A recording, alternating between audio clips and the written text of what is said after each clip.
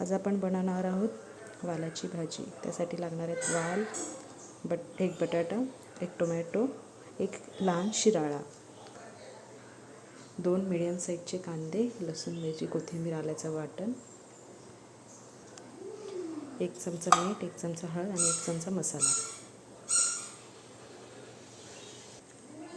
2 पळी तेल घातलेलं आहे. त्यानंतर लसूण, मिरची, कोथिंबीर, आल्याचं वाटण घालूयात.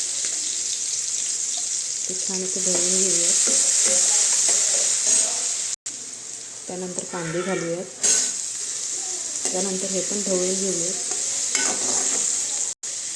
त्यानंतर हळद, मीठ, मसाला घालूयात. त्यानंतर तळून घेऊयात. त्यानंतर ह्या भाज्या घालूयात. त्यात आपण गरम पाणी घालूयात.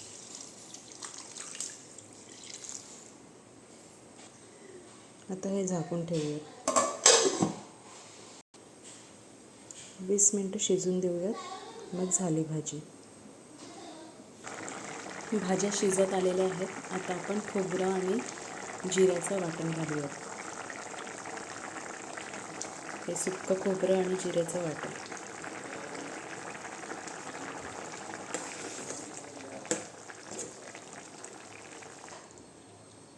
झालेली आहे वालाची भाजी. अशी करून पहा, खूप छान लागते.